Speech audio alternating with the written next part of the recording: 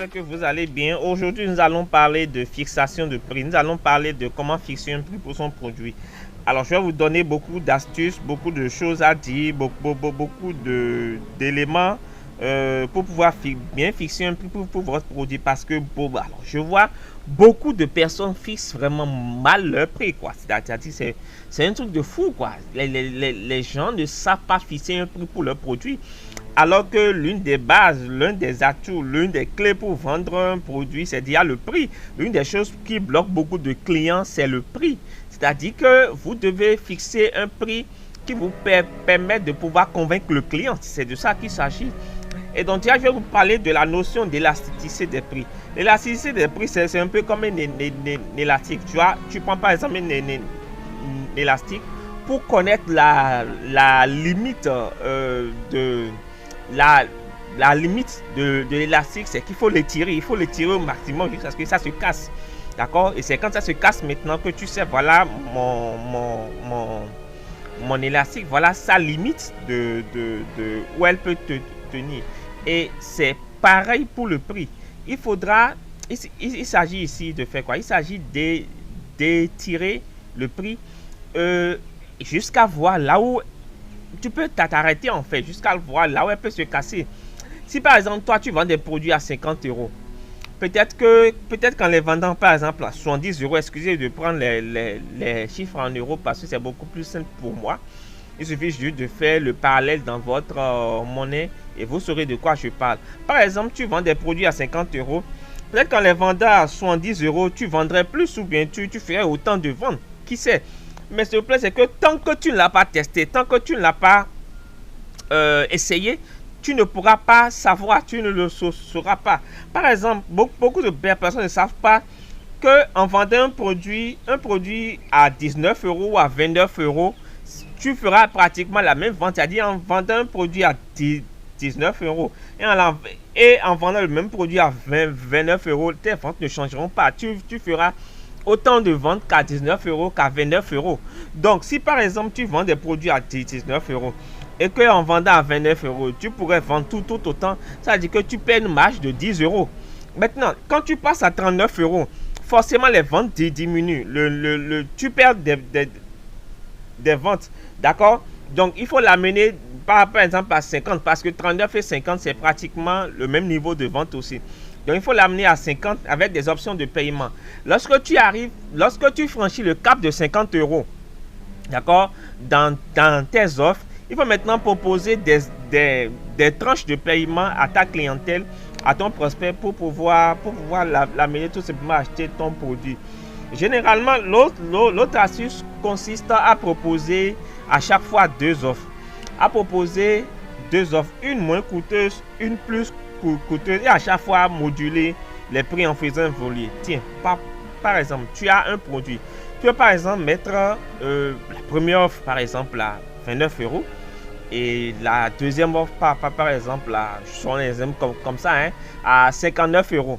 Et tu vois ce qui va marcher parmi les deux.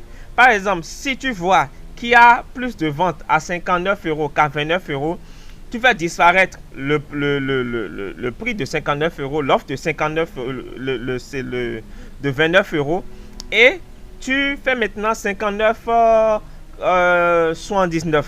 D'accord? Si tu vois que 79 vend plus, tu fais disparaître le 59, tu fais 79 99, etc. Donc tu modules pour voir. En fait, en matière de prix, il faut tester.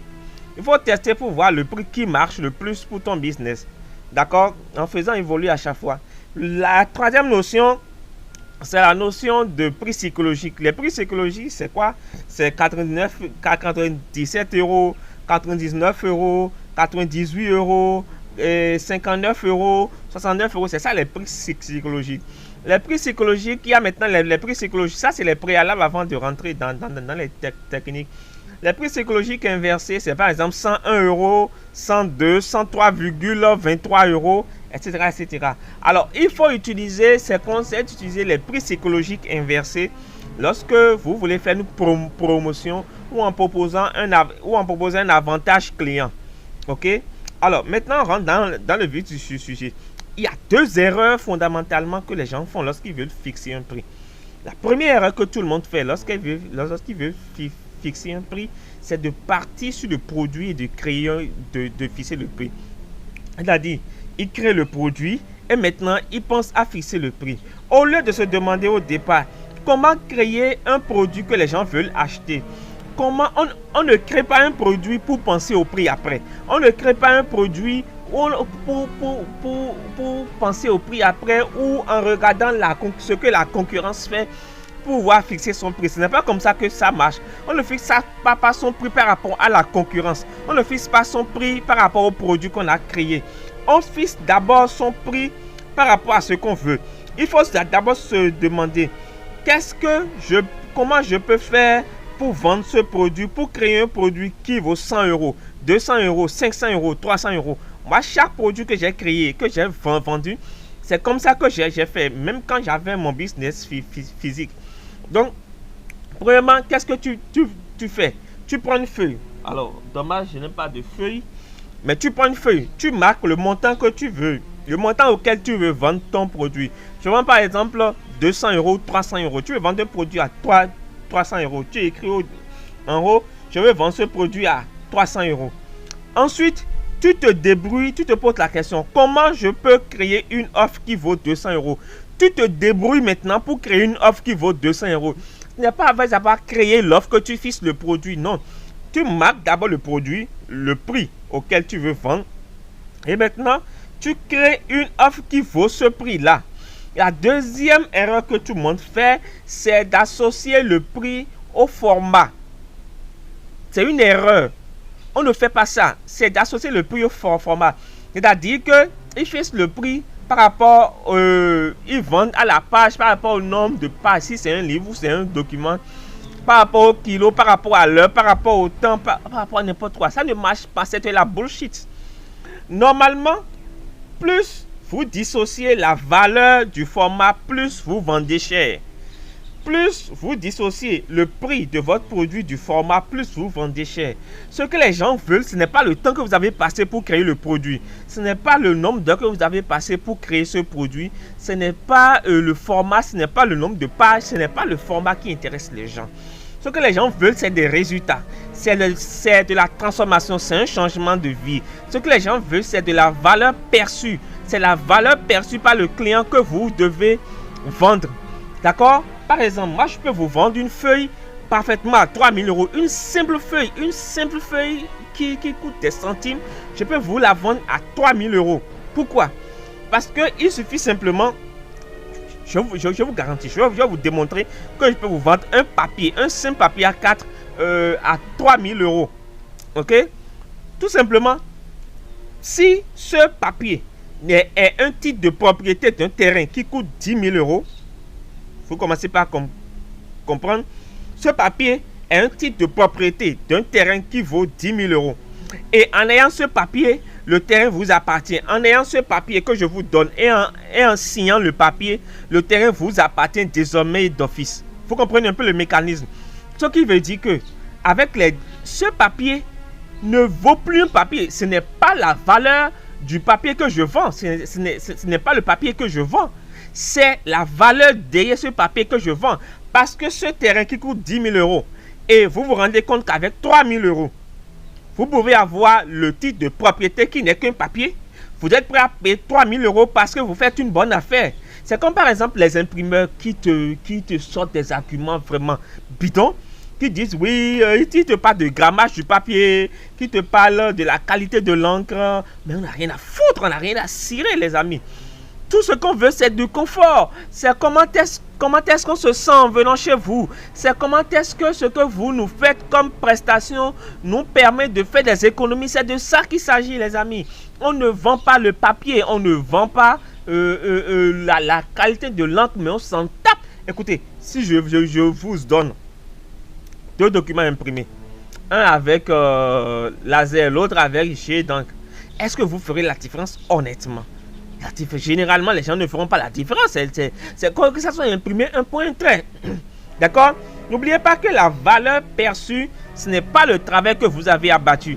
La valeur perçue, ce n'est pas le temps que vous avez passé, c'est simplement l'économie que le client fera en matière de temps, d'énergie, d'argent, de transformation de vie. Et donc, pour vendre plus cher, il faut ajouter de la valeur. Pour vendre plus cher, il faut ajouter de la valeur. On va prendre une étude de cas. Tu veux vendre un produit et tu te dis, bon, la première question que tu te poses, je l'ai dit, tu fixes le prix. 200 €. Je veux vendre ce produit à 200 €. D'accord? Au prime abord, c'est ce que tu fais. Deuxième astuce, c'est tu te poses la question, comment qu'est-ce que je fais pour créer une offre à 1000 €, pas à 200 €. Comment je fais pour créer une offre à 1000 € pour les clients? Tu vas te demander, pour ceux qui sont prêts à acheter une offre à 1000 €, comment est-ce que je vais faire pour créer une offre à 1000 € pour eux? Ok? Une fois que tu t'as posé cette question maintenant, tu te débrouilles pour créer une offre à 1000 €. Et dans ton argumentaire de vente, tu dis normalement, ce produit vaut 1000 €, mais je vous la laisse à 200 €. Le client dans sa tête se dit que je fais des économies de 800 €, mon ami. D'accord? Alors, quelques 2 ou 3 dernières choses rapidement avant de finir la vidéo. Il faut savoir que pour des prix en bas de 100 €, il faut généralement mettre des chiffres 7 à la fin. Par exemple, 47, 77, 97 €. Lorsque ça passe la barre des 100 €, il faut utiliser le chiffre 9. 199 €, 399 €, 699 €. Il faut généralement utiliser le 9 à la fin du chiffre. Mais quand tu passes la barre des 1000 €, on ne met plus de 9. Il faut utiliser le chiffre 7 suivi de 0 à la fin. Donc par exemple, tu peux mettre 1470 €, 2970 €, etc. etc. D'accord? Donc voilà l'astuce du jour que je voulais partager avec toi sur comment fixer son prix. J'espère que ça t'aura aidé à savoir fixer ton prix. Si c'est oui, partage la vidéo, lâche-moi un pouce bleu en dessous, abonne-toi, clique sur la cloche de notification à côté pour ne rater aucune des vidéos à venir. Et moi, je te donne rendez-vous dans la vidéo de demain. Salut!